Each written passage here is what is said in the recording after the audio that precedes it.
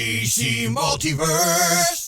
How's it going, super friends? Welcome back to my channel. Today, why don't we take a nice quick look at the DC Multiverse Azbats, or Azrael in Batman armor action figure from Batman Curse of the White Knight. The packaging for Azbats is pretty much the same as we'd expect for every single DC Multiverse figure from the McFarlane toy line. It's going to have all the same imagery and pictures that you would expect, especially that image on the back that is also going to be the trading card and images of the other figures in the series, or at least some of them. Having popped the guy out of the package, we get the trading card, we get the stand, we get the sword, only this time without the flames, and also we get the figure. Of course, I mean, can you imagine getting this without the figure? Like, oh, cool, I got a trading card and a stand and a sword. Wait, what? So here's what the trading card looks like. It's directly from Batman Curse of the White Knight, where we see Azbats totally dominating Batman. On the back, we have the data file card, where you can pause to read this if you'd like to, or not. Here's Azrael's sword that comes packed in with him. Buying all the details on the hilt, we can see that this is exactly the same sword as the previous Azrael came with. I've always thought that this sword kinda resembles the Braveheart sword, on account of the fact you've got some of the leather going up the ricasso here. Here's the stand, it's round and black, that's no surprise. And now we come to the meat and potatoes of this review, and it's the Azbats. Just looking at this figure slowly, all the way from his toes up to his head, it makes me question, how does Toddy Boy afford so much new tooling? I mean, it can cost up to $100,000 to tool a new figure, and he's just pumping out these figures with all of their own unique details, and I think that's fantastic that he's doing it, but it's just so much money, and you have to sell so many units before you can even pay off the tooling, and this guy is just tooled to the nines. There's just so much detail all over this figure that is accurate to the original source material. I find myself just amazed. I mean, this stuff must cost a fortune. It must cost a sweet arm and a leg. Like, I wonder what kind of deal he had to make with the devil or the mafia or someone to be able to afford to tool so many figures, because this looks awesome. Azzy's face is also spot on. That looks pretty close to the source material, and all of the sculpted detail is nice and deep, so really you can see there's like almost no real paint deco to this guy, aside from the various tones of gold and silver that have been placed on his chest and on his utility belt here and the pouches around his leg. An interesting detail you may miss about this figure is that he's got all these spikes up his back here, and there's all kinds of neat crevices and crannies all around his neck and collar area. Now, I'm not always a massive fan of when McFarlane decides he wants to sculpt the emblems of the characters as a separate inlaid piece. Sometimes it works and sometimes it doesn't work as well, but with this Azrael, it seems to work really, really well. It matches the whole look of this Azrael's armor. The claws on his gauntlets, just so you know, they're not actually a soft rubber.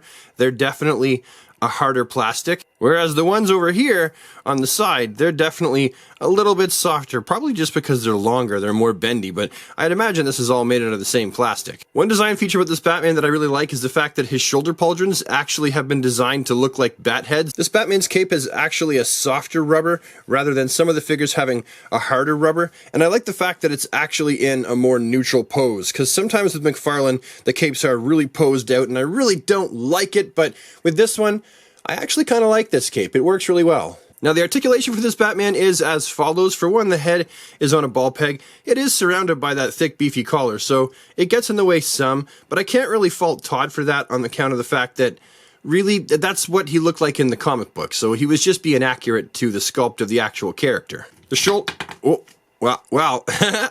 I was just about to show you his articulation and show you that he's got a rounded hinge in the arm here. See? You can see it's a... Oh my gosh, it's stuck. What the... Dude.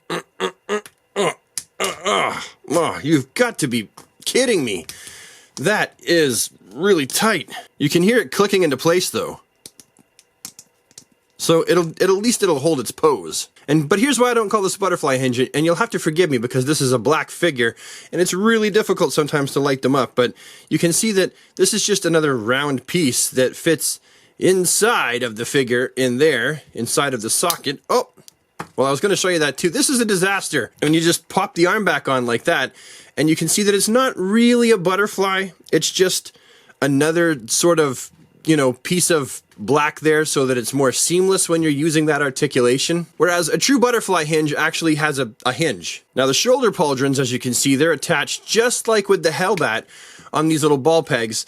And do the pauldrons get in the way that much?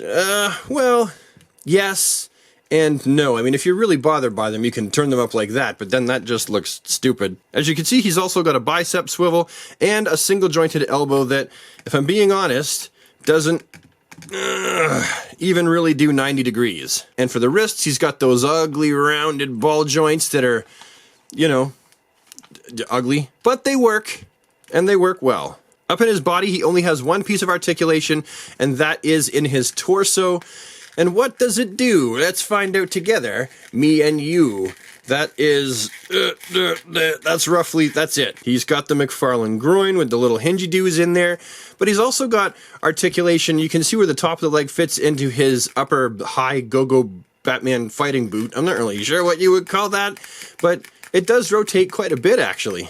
He's got the double-jointed knees, and they're alright. They work pretty good. I like those. Up in his feet, he's got the rounded hinge going up that far, down that far, and that is really it, as well as toe articulation. Now, of course, you know, his feet can also spin, but the question is, are these ankle pivots? And I would argue that no, they are not actually ankle pivots. A true ankle pivot goes in and then down to the front rather than just straight into the foot. And this just goes straight in. So this is not actually an ankle pivot.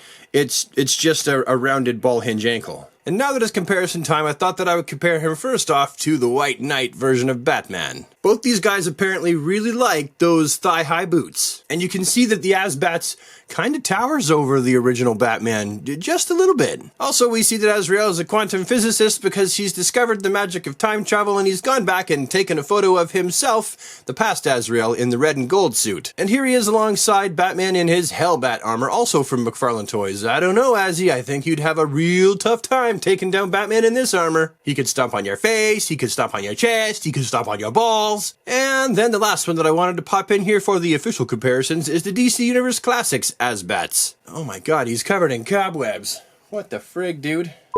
Oops, sorry, I had to restart this one again. Azrael was covered in dust and fly poop. Here he is alongside the DC Universe Classics Azbats. I really do prefer this color scheme over the one from Curse of the White Knight. I get what they're going for, all black and dark and foreboding. But let's face it, nothing beats the classic. The gray, the gold, the blue.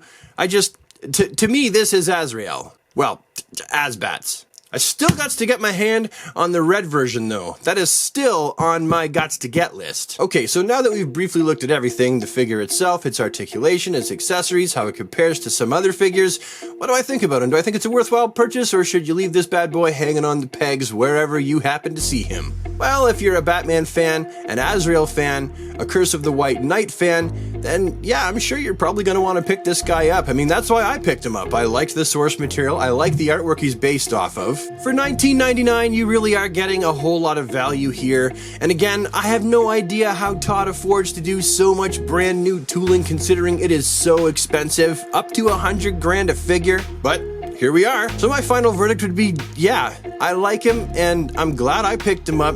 If you're going on the toy hunt and you're hemming and hawing about whether you should pick him up, well, my opinion is, yeah, go for it. Grab one of these guys off the pegs. And you know, I always say, get there before the scalpers do. If you see him hanging on the pegs and then you hesitate and then come back tomorrow, you know that there's a good chance that he won't be there anymore. And he'll be up on eBay, selling for 2 to 3 times the price. So I give this figure my Brad the DC Universe Geek seal of approval. Get it now, get it while you can, get it while it's hot, and I will see you with the next one. Have a fantastic, super awesome DC day, everybody, and take care. DC Multiverse.